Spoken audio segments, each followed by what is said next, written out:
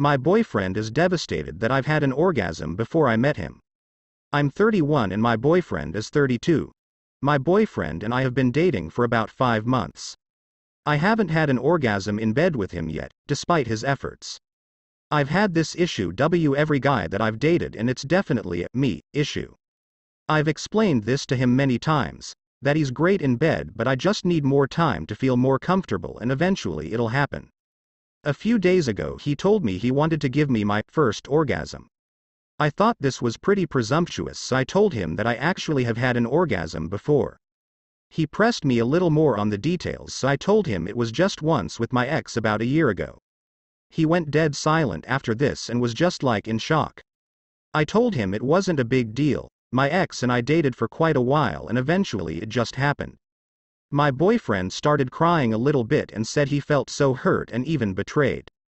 I was so confused. This was a long time ago, it's not like I cheated or did anything wrong. He said he wasn't mad at me, just feels really hurt and sad and doesn't know why. This has been an issue for days now and he's still so upset about it. I've talked with for hours about it, trying to work through it and figure out the problem of why he's so devastated. I feel like he's jealous that some other guy was able to make me orgasm but not him. I've told him it was because I knew my ex for a lot longer at that point and eventually just felt more comfortable. And that eventually I'll be able to with him too, I just need time. I reassure him that I love him, I'm happy with him in bed, and that not being able to come easily is my issue that I'm working through. Nothing I say seems to help. He's just inconsolable. I honestly feel like he's overreacting, and now I feel kinda hurt that he seems to have such an issue with me having had an orgasm with another man before. Like, I feel like he views me differently now and I don't think that's fair. I'm allowed to have had experiences before I met him. He doesn't really know why he feels so strongly either, which makes it a lot harder to discuss it. I'm trying to be patient, but it feels so illogical and unfair to me that he's so upset about this totally normal human experience that I had. Any insights to why he feels this way or advice? The top replies. I remember making this confession in my uni days, and my boyfriend at the time, bless him, wherever he is right now, took me into the bedroom, stripped, made himself a duvet cape and declared it a sexual revelation day for me. Much fun was had. In fact, the best time of my life was had. At no point was it about him. The dude was 19. Edit. Wow, I forgot to mention that my confession had included the fact that up until then, I'd been faking orgasms with all my partners, including him, because I'd been utterly convinced that this was a me issue and I didn't want to make anyone feel bad. He could so easily have made that revelation into something else entirely, and the guilt and shame would very likely have given me an even bigger hang-up. Instead he zigged. He zagged. He shimmied. He shazammed. He was on a one-man mission and made me relax and laugh and be in the moment. And he didn't just give me my first non-solo orgasm. He gave me confidence in myself and the feeling of being desirable and accepted just the way I am. Honestly, all the upvotes here are his. The boy deserves them. The second reply. Don't know what to tell ya, he's being very immature. Who the hell dates a woman in her 30s and thinks you're gonna be her first orgasm? Does he think you will be saving yourself for 30y for him, before you even knew him? That's illogical and egocentrical. It is definitely not a good sign for the relationship. Second story. I got a DNA test because I don't think he's mine. I'm 37 and she's 35. I'm a black man. My baby mama is white with black hair and brown eyes. The kid is white with blue eyes and blonde hair. I didn't say anything much. I thought maybe her genetics are stronger. But as he got older and older, he didn't get darker. If anything, he got lighter. He didn't have any of my features nor hers. When I got married and had children, I started looking at him more as he looked nothing like my son, not just skin color but face. It got worse as he got older. My other son is now 15 and 6 feet. One child in question is at best 5 feet 2 or 5 feet 3. I keep feeling anger seeing said child, and I asked his mother straight up for a DNA test and she said no. I told her either we get one now or I'm taking it to court. I tried to look past his looks and things, but I know that isn't my son. She didn't say anything else, so instead I had them do a siblings DNA test. She threw fit after said son told her, and I told her this could have been avoided if you just tell the truth and got the test. I'm being bashed and stuff for wanting a test. The test should be here in 3 to 4 weeks. The top replies. It's pretty evident how the results of the test would impact your views toward the mother, but how would they impact your relationship with the child? Is it good now and do you want to preserve it? Is it bad and the test could potentially affirm that? Aside from proving infidelity and gaining knowledge, what is the endgame here? These may be questions you want to heavily ponder as you move forward. Second reply. I just want to be at peace. This has been eating me up for years. I tried to look past everything and be father, but I can't anymore. I keep feeling a pit in my stomach being around him. Third reply. My boyfriend has a half black half Mexican mom. She has a very dark complexion, brown eyes, and thick, naturally curly hair that she usually keeps short with braids. His dad is a pale white man with brown hair and eyes. He ended up having green eyes and light brown hair, and unless he's tanning all summer, he's about the same shade of white his dad is. The third story. My fiancé gave me an ultimatum to stop providing for my dependent sister. I, 23 male, have been with my girlfriend, 23 female, for almost 4 years, and we have plans to get engaged later this year. Over the last 2 months, my sister, 19 female, who is our roommate and unemployed, has developed severe mental health issues, seemingly out of the blue. We've helped her get set up with treatment, but it's very slow. From what I can tell, it's similar to paranoid schizophrenia, because she fabricates memories and adds paranoid aspects that are impossible. For example, she could say an employee we encounter at the grocery tells her he recognizes her because her phone camera roll has been hacked and publicly leaked. In reality, I was there during this interaction, and know that the employee never said a word to her. My sister's mental health situation has caused both my fiancé and I enough stress to be a post on its own. But this is about last night and my relationship with my fiancé. Last night, my sister came to me telling me that she needed to urgently speak to me outside, without any electronics around. Part of the government is listening in stuff. I always do my best to be supportive without validating her delusions, but in this instance I left my phone right inside the door just to go outside and calm her down.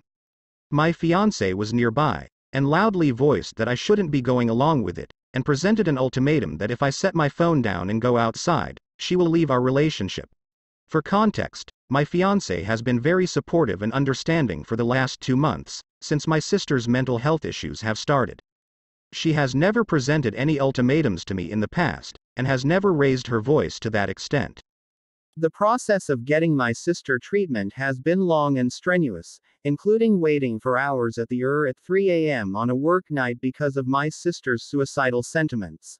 My fiancé has been by my side through all of this, and I can understand that she's at the end of her rope. I have been reassuring her that our efforts are temporary, until my sister is able to get treatment and be able to support herself. Aside from having to navigate bouts of hysterical psychosis, the financial stress has also been taking a toll on us. Since my sister is unemployed and has no savings, we have been covering her portion of the rent, food for the household, and electricity/Wi-Fi/IC for a few months now. I took over her $356/month car payments since I co-signed on her car.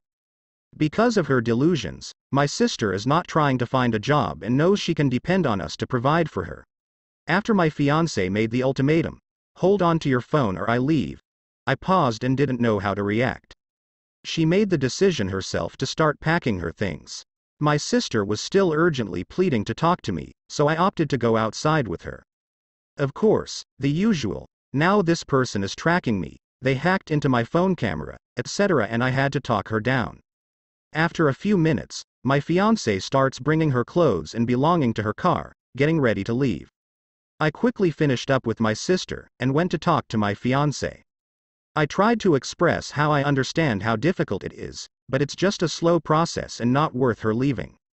She expressed how difficult the last 2 months have been, and how much I have been occupied and taken away by these issues.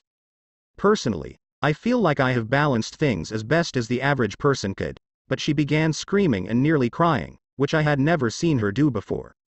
She was yelling fairly unkind things about my sister and unfair things about me, which I'm sure my sister heard.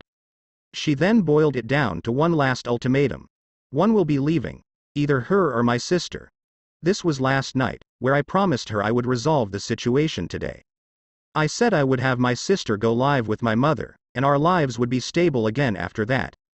I love my fiancée very much, and really do not want to lose her, but I also am very uncomfortable and disappointed in the way she screamed and presented an ultimatum. If anybody is able to offer some advice on how to navigate any aspect of this situation, I would be grateful. I can also provide more context about anything in the comments. Thank you. The top replies. As someone who works in an inpatient behavioral health setting, it feels like your sister could benefit from further inpatient care and faster/more significant med changes, rather than waiting for monthly appointments. I also worry that if your sister was primarily treated for suicidal thoughts and not necessarily her other currently presenting symptoms, her medication regimen might not be fully helpful to her right now. Honestly, most of my previous patients who have had significant psychosis or paranoia, especially the younger crew with no substance use involvement, tend to be able to stabilize pretty quickly with appropriate med changes and often maintain their stabilization through medication compliance. Second reply. As someone who works in an inpatient behavioral health setting, it feels like your sister could benefit from further inpatient care and faster/more significant med changes, rather than waiting for monthly appointments. I also worry that if your sister was primarily treated for suicidal thoughts and not necessarily her other currently presenting symptoms, her medication regimen might not be fully helpful to her right now. Honestly, most of my previous patients who have had significant psychosis or paranoia, especially the younger crew with no substance use involvement, tend to be able to stabilize pretty quickly with appropriate med changes and often maintain their stabilization through medication compliance. Original poster replies. It has been a merry-go-round of issues. In the first week of December, she expressed that her reputation is so ruined, the only way out is killing herself. I took her to a behavioral health center, same place I've taken a suicidal friend in the past, and they said in order to take her in so late at night was if she was referred from an ER. I took her there, and she came out with a pamphlet about depression in minors. She passed the mental health evaluation, probably because she didn't mention any of her delusions. Also, she's not a minor. We went back home, defeated. A few days later, I took her into the county behavioral health center and was able to sit in on her visit with the clinician and provide additional context. They scheduled her 2 appointments, one with a psychiatrist, one with a therapist, and she went to those in mid-December. I assume they didn't jump to treatment options since they were the first visits. The next ones are scheduled in the first week of January. Hopefully they can provide therapy and medication. Edit. I need to note that this has been a point of contention for my fiancé and I for a while, and I can absolutely understand why she would be burnt out. Even though my sister's mental health things started 2 months ago, my sister has not been able to pay her share of bills since September or October. Also, I have never wanted to care for my sister endlessly. That would just enable her to continue a harmful lifestyle and drain my resources and sanity. My goal has been and is still to get her permanent psychiatric help. We are in the process of getting her professional help currently, but the appointments are too few and far between. My fiancée does deserve a lot of credit for sticking around as long as she has, and supporting me through a tough year in other ways, such as my relationship with my mother who also suffers from mental health complications. We have talked about splitting in the past, but I appreciated her willingness to stick it out longer. Edit number 2. I'm trying my best to respond to everyone's questions and feedback, but I can't be here all day. Thank you to everybody and your advice, and I'll be back to address more at a better time.